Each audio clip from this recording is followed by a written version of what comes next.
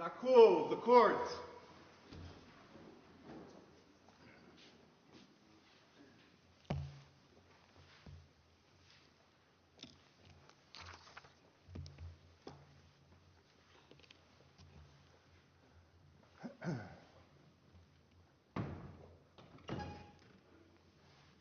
Veuillez vous asseoir. Please be seated.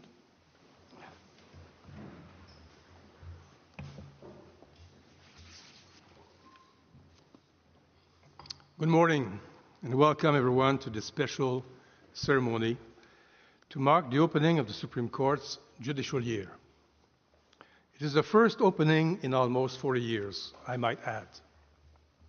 My colleagues and I are delighted you are joining us. Habituellement, les événements dans cette salle d'audience rassemblent des avocats stressés, des juges très attentifs et des médias curieux. Mais aujourd'hui, il n'y aura pas de questions difficiles à trancher, pas de dossier volumineux à parcourir et surtout, aucune décision à rendre. J'espère que cela ne vous décevra pas trop. La journée sera néanmoins riche en événements, mais pour d'autres raisons. Tout particulièrement parce que nous avons l'honneur d'accueillir plusieurs anciens membres de la Cour de retour parmi nous. The Right Honorable Beverly McLaughlin, the Honorable Michael Moldaver, the Honorable Maurice Fish, l'Honorable Louise Charon, the Honorable William Ian Binney, and the Honorable Frank Iacobucci. Comme nous avons étonnamment peu d'occasions de nous retrouver, la cérémonie d'aujourd'hui devient d'autant plus précieuse. Members of the legal profession are also well represented today, thanks to several distinguished guest speakers.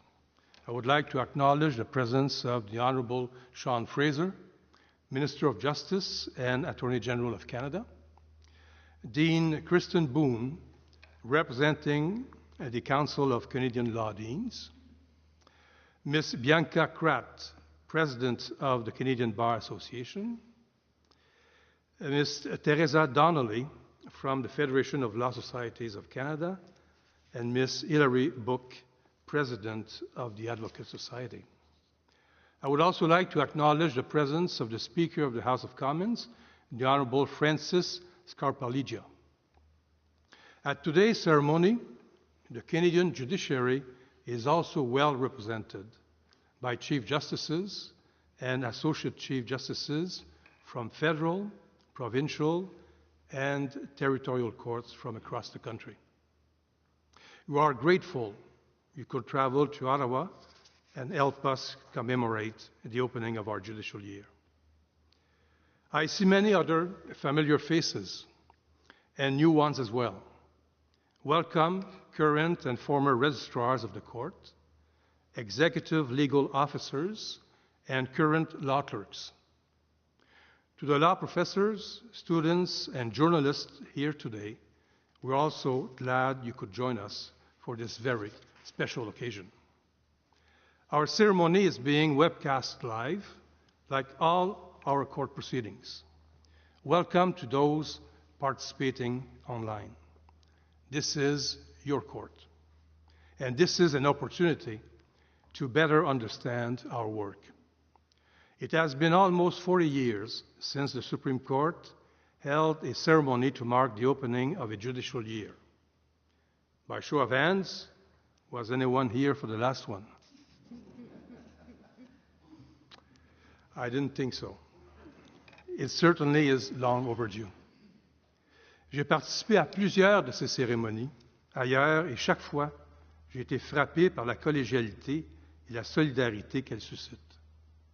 De telles cérémonies sont également pour nous l'occasion de réaffirmer notre engagement envers les principes juridiques qui constituent les assises communes de la démocratie, notamment l'accès à la justice, l'indépendance de la magistrature et la transparence des débats judiciaires. Cette année marque le 150e anniversaire de la Cour suprême du Canada. En tant que juridiction d'appel de dernier ressort de notre pays, la Cour interprète la Constitution, protège les libertés et les droits fondamentaux et veille au respect de la primauté du droit. C'est ce message que nous avons partagé avec les Canadiens et les Canadiennes lors de nos visites dans certaines villes du pays depuis le début de l'année. Chacune de nos rencontres avec les communautés locales me rend plus optimiste concernant l'avenir de nos institutions. À titre d'exemple, les étudiants et étudiantes des écoles secondaires et des universités sont curieux et se sentent concernés par ce qui se passe autour d'eux. Ils ont énormément à cœur la protection des valeurs qui nous sont chères à toutes et à tous. Vous avez peut-être d'ailleurs remarqué que l'auditoire est assez jeune aujourd'hui. J'aimerais bien m'inclure dans la description. C'est parce que des étudiants et étudiantes en droit d'Ottawa et de Gatineau se sont joints à nous pour la cérémonie. Il était important pour nous que la prochaine génération soit représentée ici aujourd'hui. In preparing for today, I read the remarks of Chief Justice Brian Dixon, which he delivered at the last opening ceremony 39 years ago. To my surprise, he spoke about two topics that I intended to address myself. By the start of the 1986-1987 judicial year, members of the Supreme Court had delivered 20 decisions on appeals under Canada's new Charter of Rights and Freedoms. Chief Justice Dixon observed that they had included some of the most difficult issues of the time. Things were changing fast, and he sought to reassure the public, and I quote, "The Supreme Court of Canada is still essentially a general court of appeal for the country, and that remains the cornerstone of the life and work of this court today. We are not simply a court specializing in constitutional law, and we will not become one." End quote. 4 decades later, charter cases continue to present the court with some of the country's most challenging legal questions. In the 2025-2026 court year, the Supreme Court will hear many charter appeals. Some of these are criminal cases with issues including the right to be tried within a reasonable time, the protection against self-incrimination, and the right to be free from arbitrary searches. The court will also hear cases on patent law, aboriginal title, labor relations, and official languages. As the days turn colder, I know many of you are looking for cases to heat things up. All I can say is stay tuned. The second theme Chief Justice Dixon spoke about was the court's brand new video conferencing. Speaking to members of the bar, he said, and I quote, "The judges of the Supreme Court of Canada are totally satisfied with this system. The saving of time, of money, and greater accessibility should commend itself to all counsel who are concerned with the financial implications of representing their clients' interests." End quote. Et pourtant, la vidéoconférence a été largement mise de côté jusqu'en 2020, moment où tout le monde s'est empressé de tirer parti de cette technologie. Comme bien d'autres tribunaux, la Cour suprême a utilisé cette technologie pour assurer la continuité de son travail. The Supreme Court of Canada in 2025 is a modern institution devoted to continuous improvement. We engage with the legal community, journalists, and the public to learn how we may adapt to serve Canadians better. In recent years, the court amended its rules to make it easier for people to apply for leave to appeal. We launched a secure electronic filing portal, and parties have already filed over 38,000 documents with this new technology. We have also eliminated filing fees. For 150 years, the Supreme Court has honored its unique bilingual and bijural heritage, along with its many traditions.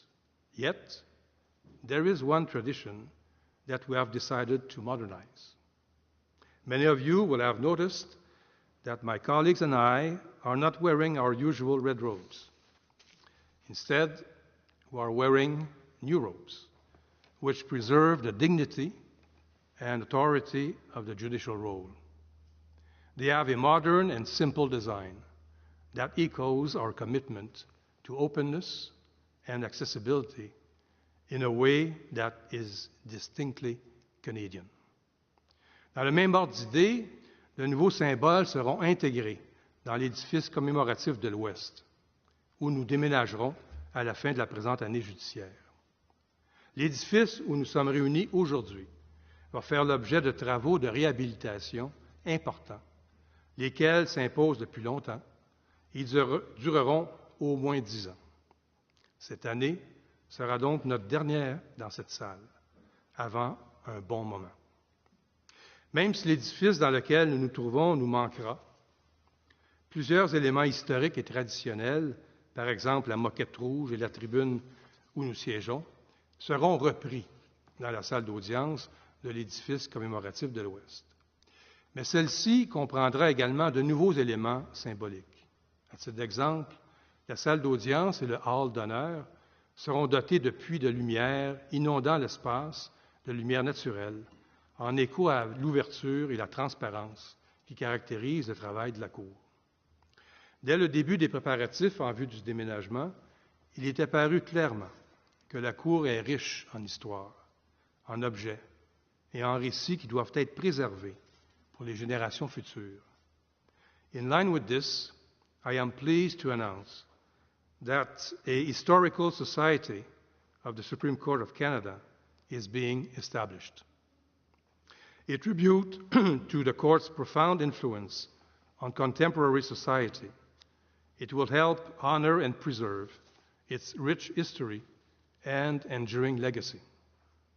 The Society will foster research, promote education, and engage the public through outreach. I would like to extend my heartfelt thanks to the Honorable Thomas Cromwell, former Justice of this Court, and Madame Anne Rolland, former Registrar, for agreeing to co-chair this society. Madame Rolland, je suis ravi que vous soyez présente aujourd'hui et j'ai bien hâte de voir ce que la Société historique accomplira sous votre leadership et celui du juge Cromwell. Et pour ce qui est des nombreux anciens auxiliaires juridiques qui ont manifesté leur intérêt à participer à cette nouvelle et passionnante initiative, vous pouvez vous attendre à recevoir un appel téléphonique très bientôt. The Court's legacy has been about upholding the democratic values of our great country. While we are not a superpower in the traditional sense of the word, we are certainly a democratic superpower. For us, the rule of law is non-negotiable. Everyone in this room and across Canada's diverse legal community is committed to public service. We are also united in our deep conviction that the rule of law and judicial independence are not abstract concepts. They are the best defense against tyranny and autocracy. But for most Canadians, judicial independence is theoretical. Bringing it to life requires efficient and effective access to justice, delivered fairly and impartially by well-trained judges. We are fortunate in Canada to have a remarkable judiciary. Our 150th anniversary has been an occasion for reflection. Whether it is during the visits across Canada or the International Legal Symposium held in this very room, it is clear to me that people have been thinking about the strength of our institutions throughout history. Just outside these doors is a great example. In April, the Senate and Library and Archives Canada installed a joint exhibit on the Court's history. The exhibit includes original documents that take us back to 1875, when the court was first created. When the exhibit was being researched and assembled, we did not know just how much these historic documents would mean to people in these troubling times. But I have come to appreciate that they represent unity in the face of discord and pride in our distinctly Canadian institutions. As we open this new judicial year, let us once more affirm the principle that have guided this court since 1875. The rule of law, judicial independence, and equal access to justice. For 150 years, these principles have shaped our jurisprudence, strengthened our institutions, and earned the confidence of Canadians. They are the foundation of our democracy and the highest measure of our integrity. Time has carved this legacy in stone, and now we stand ready to build what comes next. May these principles always guide the court in its service to justice and to our great nation. And may each of us always uphold them firmly, faithfully, and fearlessly. Thank you so much for your attention.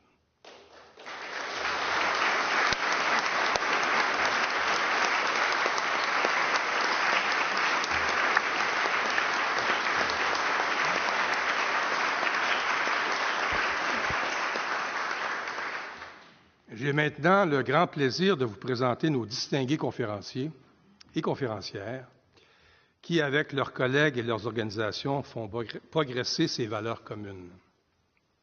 Council, you have 5 minutes. To begin, I am pleased to welcome the Justice Minister and Attorney General, the Honourable Sean Fraser. Minister, the floor is yours.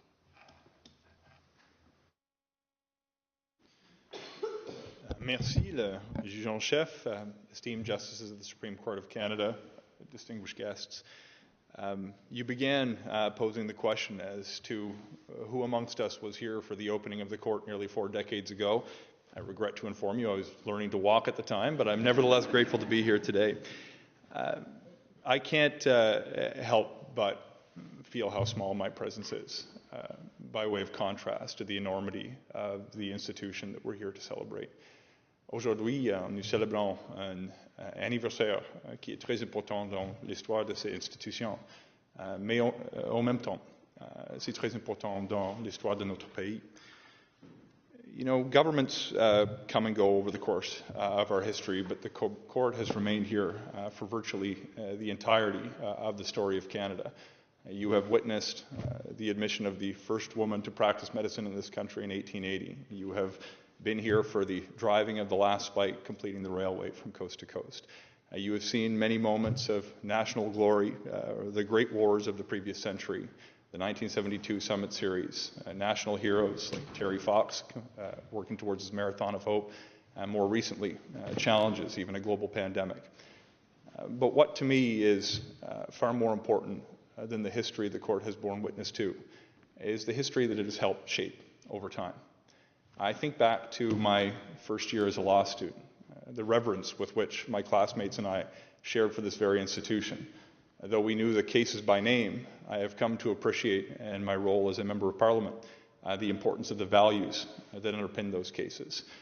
When we heard the name Roncarelli, we didn't necessarily appreciate it at the time, but the notion of the rule of law is underpinning the very fabric of our nation's society.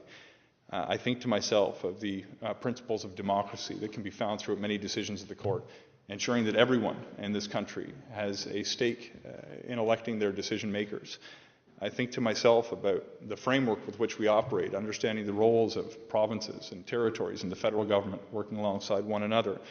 And I think importantly about the abundance of cases, recognizing and affirming the inherent and treaty rights of Indigenous peoples who form a key part of this country, and recognizing that all citizens are equal before the law, regardless of the color of our skin, the God that we pray to, or the person that we love. Though it's important to reflect on our history. I think we should spend as much time thinking about the future of the court. Quand j'y regarde l'avenir de notre pays, j'ai beaucoup d'inquiétude. La raison est simple. Notre démocratie n'est pas certaine. Si nous voulons avoir démocratie pour la prochaine génération, il est essentiel aujourd'hui de travailler plus fort pour défendre notre pays, défendre l'indépendance de ces institutions, défendre les lois en général. It's too common that we see around the world some of the norms which we have held most sacred for many, many decades being slowly eroded. On the global stage, we see trading relationships fraying that we have taken for granted too often. We see members of the United Nations Security Council in open defiance of some of the norms that we have accepted as paramount: territorial integrity, sovereignty of nations, self-determination of peoples. We see easily the temptation of political actors around the world and at home to give in to calls, to give away the rights of another person, to weaken our institutions in a moment of political expediency. Well, it is very, very easy to give away the rights of others. But it is when it is most difficult that it becomes most important that we stand ardent in defense of the need for the law to protect those who do not have a voice to protect themselves. Where we see democratic decline, the antidote will not necessarily be found on the other place atop Parliament Hill, but instead in the laws that are guided by the values that we hold most dear. If we expect someone else to do this work for us, we would be making an enormous mistake. It is for all of us, elected officials, justices of the Supreme Court, ordinary Canadians, to stand up and take ownership of our democracy. I fear that we will succumb one day to the erosion of our rights bit by bit until they are gone, until we reach a moment where there is no one left to defend our rights. It is so essential that we respect the ability of the court to do its jobs with whatever challenges we may face of a political nature. Now, I hold the view that it's completely acceptable for the court to recognize that as times change, the beliefs of Canadians change, and so too ideas the court may consider can change. But as we see these shifting circumstances, it is important to recognize that the values that underpin our Constitution, the Charter of Rights and Freedoms, the values that underpin the very notion of the rule of law, remains at the central focus of our debates, not only in Parliament, but the arguments that you hear in this court. J'apprécie l'opportunité pour être ici pour célébrer l'institution. And I think it's okay for us to enjoy this, but I think after we leave here today, we need to commit ourselves to defending the institution for the long term. By doing the hard work of ensuring the Supreme Court is here 150 years from now, we will at the same time be ensuring Canada remains the true north, strong and free 150 years later. Merci, c'est un grand plaisir.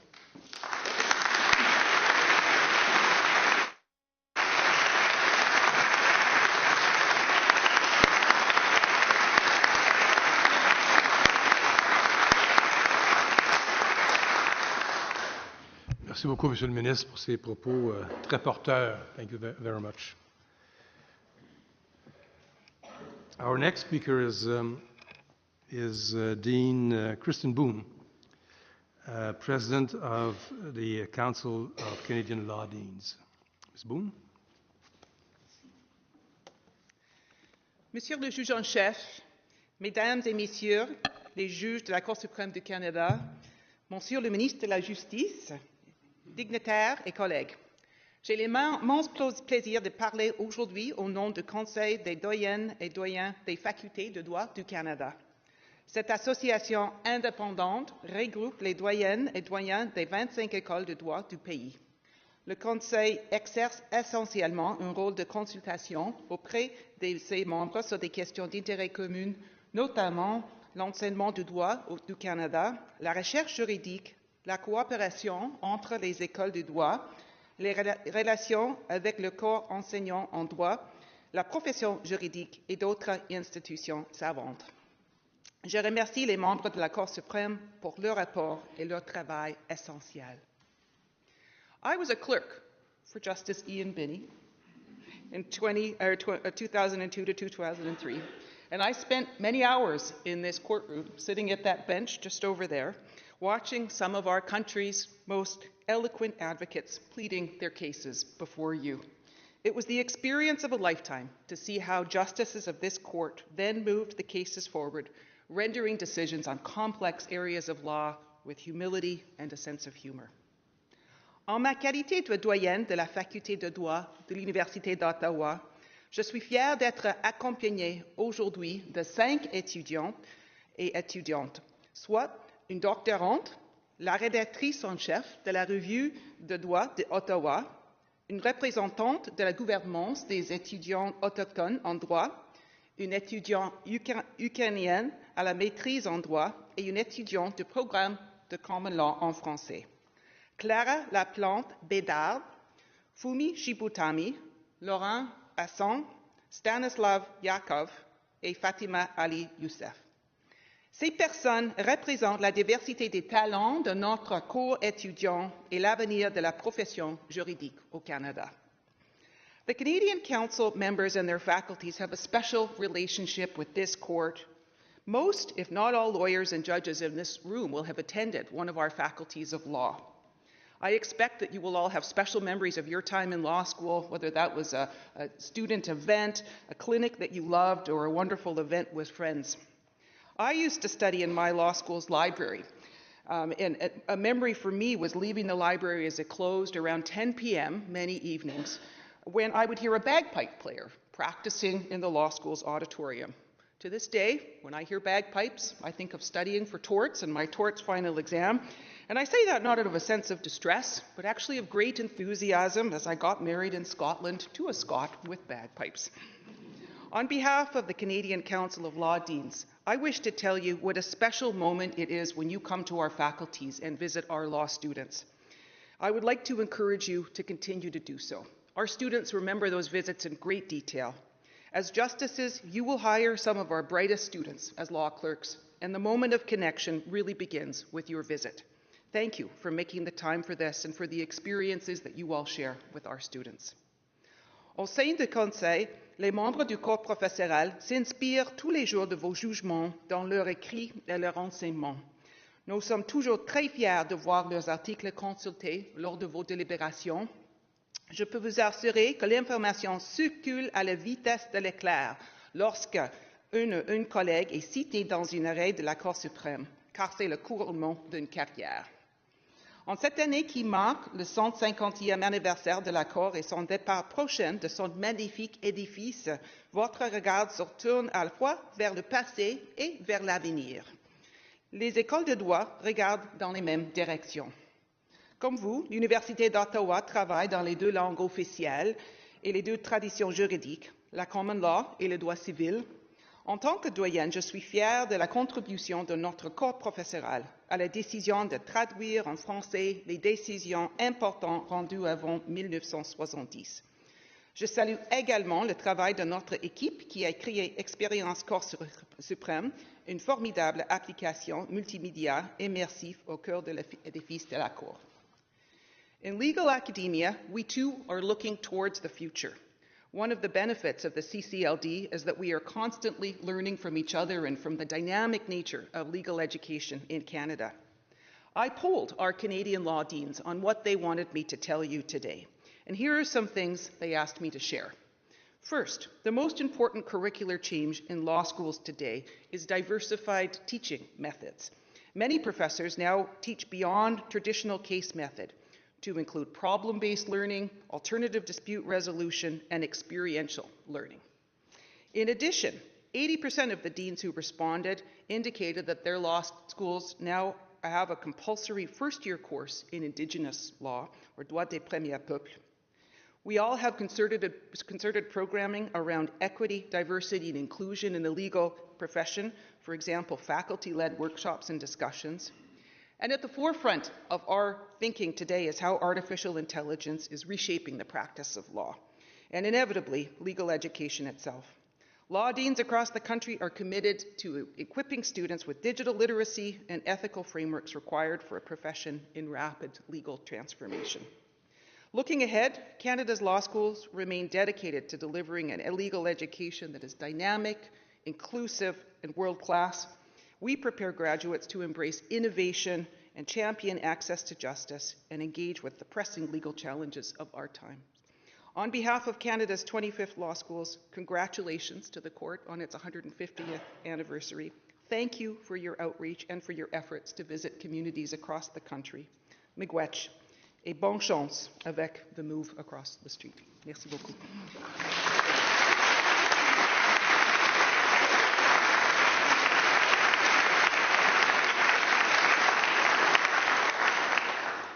Merci, Mme la doyenne Boone. Thank you very much. J'invite maintenant la présidente de l'Association du barreau canadien, Maître Bianca Kratt, à prendre la parole.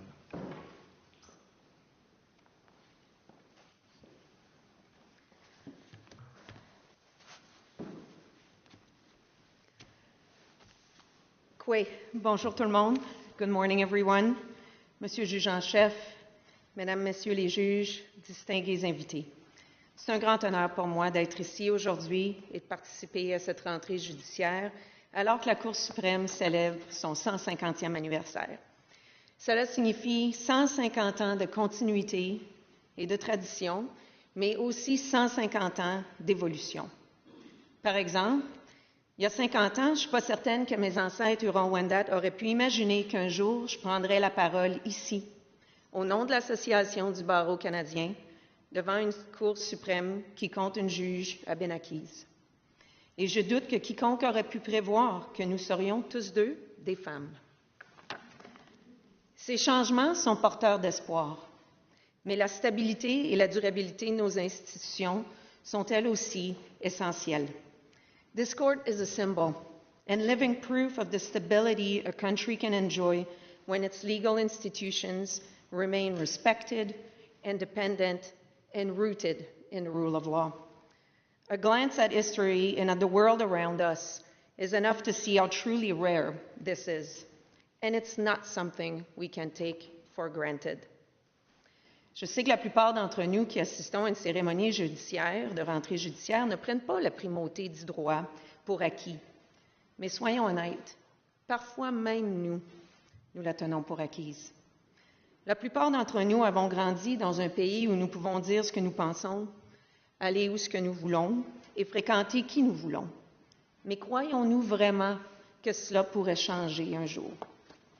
Pouvons-nous vraiment imaginer un avenir où il faudrait marcher dans les rues d'Ottawa ou dans les rues de Calgary avec des papiers d'identité en main, prêts à les montrer à un agent sur demande? Ou un futur où il faudrait l'approbation du parti au pouvoir pour obtenir un permis de pêche ou une bourse d'artiste? Ou encore un futur où le sort d'un dossier dépend moins de son bien fondé que de la crainte d'un juge de subir des représailles? Bien sûr, l'égalité devant la loi n'a jamais été parfaite au Canada. Mes ancêtres Wendat en sauraient long et des défis demeurent. Mais dans l'ensemble, les Canadiens et Canadiennes bénéficient d'un système juridique dans lequel ils peuvent avoir confiance. It is our duty as people who work in the law and who care about the rule of law to remind Canadians to cherish it and to take its fragility seriously. We need to show our friends, our neighbors, and ourselves not only the benefits of the rule of law, but also the risks of losing it. The Supreme Court doesn't last for 150 years and counting as a credible, independent authority without the support of a strong and resilient legal community. La Cour suprême joue un rôle essentiel dans la protection de la primauté du droit au Canada. Cependant, elle ne peut y parvenir seule. C'est à nous tous et toutes d'y contribuer. Chaque fois qu'un avocat donne un conseil juridique indépendant à son client, chaque fois qu'un fonctionnaire public applique une règle de manière équitable et transparente, chaque fois qu'un juge rend une décision fondée uniquement sur le droit et son jugement, chaque fois qu'un politicien résiste à l'envie de tirer profit politiquement d'une décision impopulaire, et chaque fois qu'un citoyen fait valoir ses droits constitutionnels. Chaque fois que l'une de ces situations se produit, la primauté du droit au Canada se renforce. Et c'est ainsi que cette Cour pourra célébrer encore 150 ans d'histoire tout en continuant d'évoluer. Merci. Thank you. Tiawan.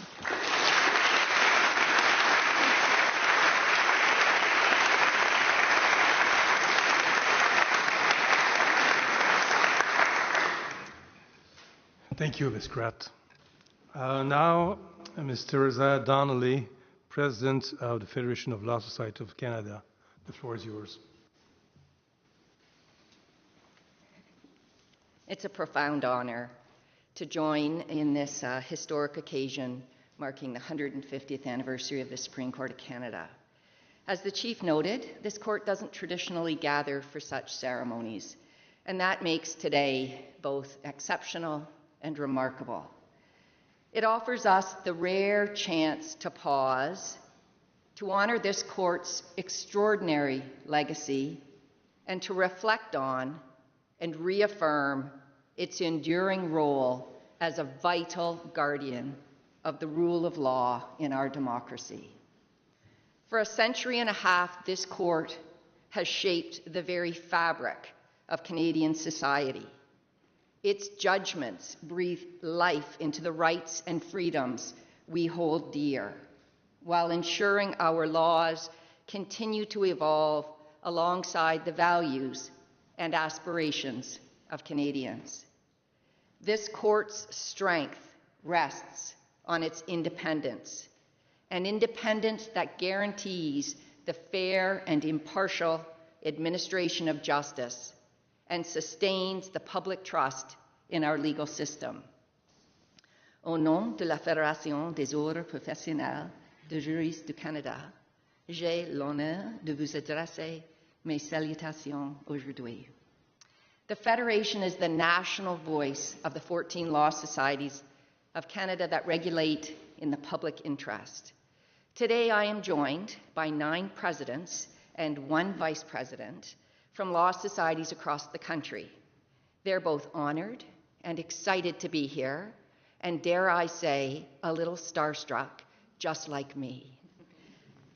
Our role collectively is to ensure that Canadians are served by lawyers, Quebec notaries, and Ontario paralegals who are competent, ethical, and committed to justice. In this shared mission, we see this court's influence every day, its decisions guiding the legal professions and resonating in the lives of Canadians. This anniversary is not only a moment to look back, it's a call to look forward. Our justice system faces profound challenges: the rapid transformation of technology, the continued need for equity and inclusion, and the ongoing and vital work of reconciliation with Indigenous peoples. Access to justice for ordinary Canadians continues to be a challenge that cries out for solutions. Within the profession itself, we are confronting a wellness and mental health crisis, a reminder to all of us who serve the cause of justice that they must themselves be supported, be lauded for reaching out when they need help, and be treated with compassion. Meeting these challenges will require vision, collaboration, and a continued commitment to the very values this court embodies. Many of these challenges are not new, but in this moment, things feel different. At no time in our history have we felt more concerned about the bedrock principles that underlie our democracy. The rule of law is under threat. The independence of the legal professions and the independence of the judiciary are being challenged, and these developments only serve to erode public confidence in the justice system. Let's all of us collectively and unequivocally reaffirm our commitment to the rule of law. Let us remind every Canadian that, as the Chief Justice said, it is not an abstract principle, but a shared foundation that belongs to each of us. It's ours to uphold, it's ours to protect. Je félicite le juge en chef pour ses efforts constants visant à aider les Canadiennes et Canadiens à comprendre l'importance de ce message. I would also like to recognize another vital aspect of the court's work, and it's the efforts to open doors and invite Canadians in. Though initiatives like the Supreme Court Experience Project through that project, the court is sharing its history and its role in our democracy with Canadians, especially young people. This work deepens our understanding, fosters civic engagement, and inspires confidence in the rule of law for future generations. The Federation is proud to have played a small part in helping make this project possible, and we look forward to seeing it inspire Canadians for years to come. As we celebrate 150 years of the Supreme Court of Canada, we honor not only its past, but its promise for the future. On behalf of the Federation and all law societies, I wish the court a successful start to the new session, and we affirm our unwavering support for the court's work today and for future generations to come. We stand with you firmly, faithfully, and fearlessly. Thank you.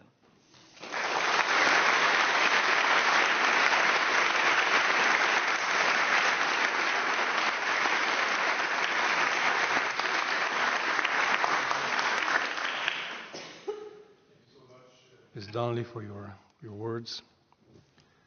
I now call upon our final guest speaker, the President of the Advocate Society, Ms. Hilary Book.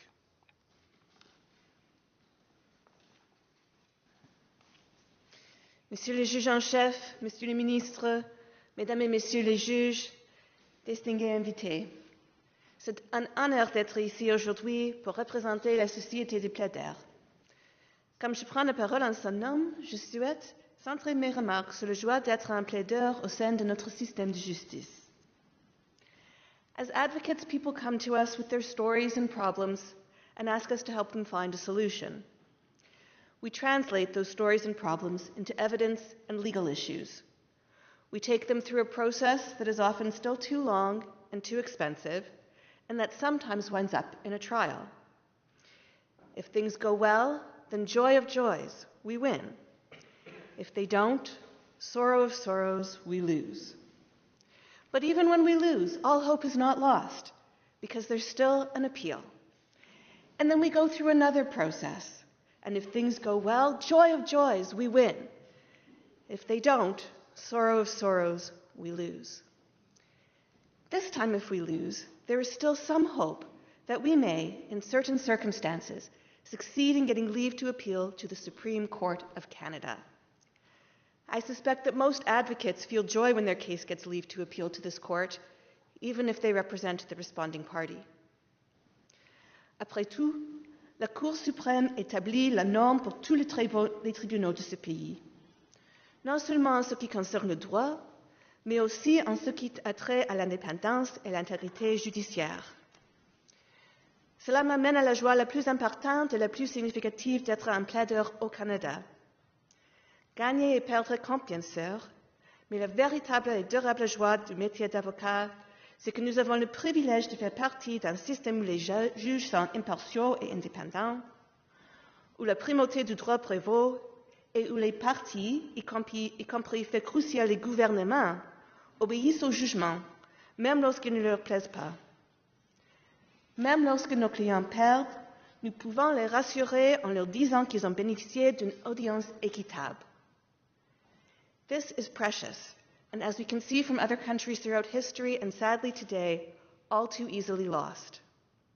The Advocate Society shares the commitment of those in attendance today to doing our best to ensure that in another 150 years, future generations will be able to celebrate the continued strength of these foundations of our justice system and experience the true joy of being an advocate. Merci.